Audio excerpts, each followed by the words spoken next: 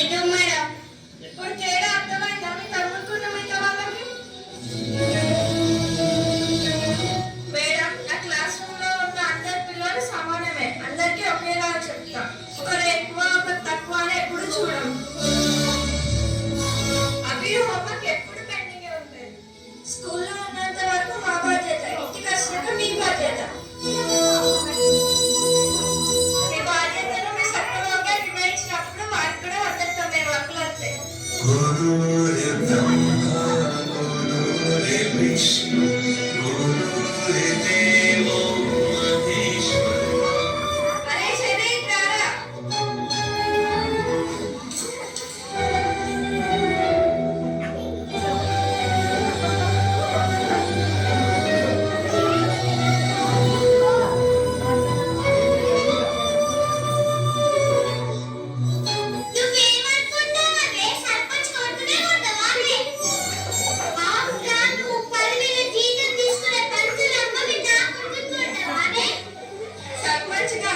First మీ కొడుకు ఏం చేసిందో తెలుసుకోండి.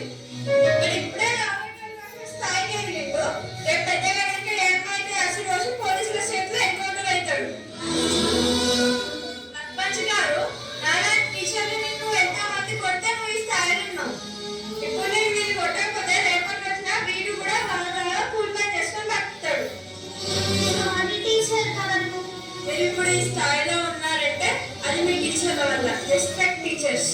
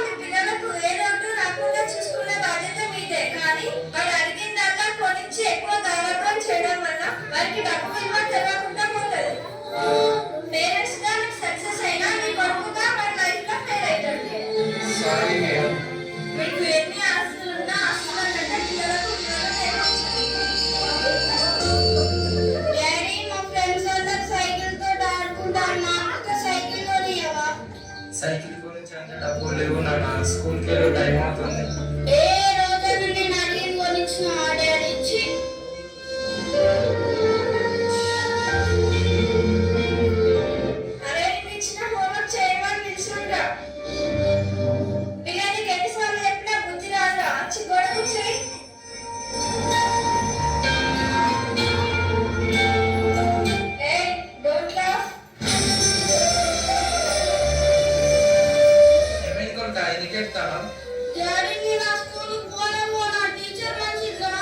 ఏమైంది నాని?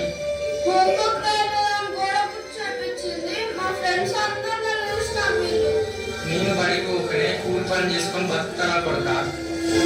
నువ్వు సైకిల్ అడిగితే కొనియలేని స్థాయిలో ఉన్న కొడుక. నువ్వు నాలాగే అవుతావా? హోంవర్క్ చేయగానే మేడం పనిష్మెంట్ ఇచ్చింది. ఇవాళ హోంవర్క్ కంప్లీట్ చేసుకొని రేపు ఏమైతుందో చూద్దాం.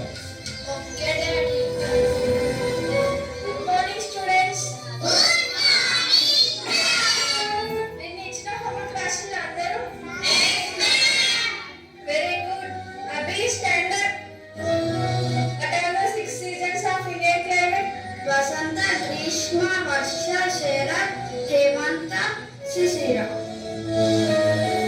Very good Abhi. Thank you madam. పిల్లలు మీ తల్లిదండ్రులు ఎంతో కష్టపడి రూపాయి పోగేసి మిమ్మల్ని చదివిస్తున్నారు. మీకు క్లాస్లో ఎంత చదువుకుంటే రేపు భవిష్యత్తులో అంత బాగుపడతారు. రేపు మీరు ఉన్నత స్థాయికి ఎదిగి మీ తల్లిదండ్రులను మంచిగా చూసుకోవాలి. సైకిల్ కొనిచ్చే అంత డబ్బులు లేవు నాకు.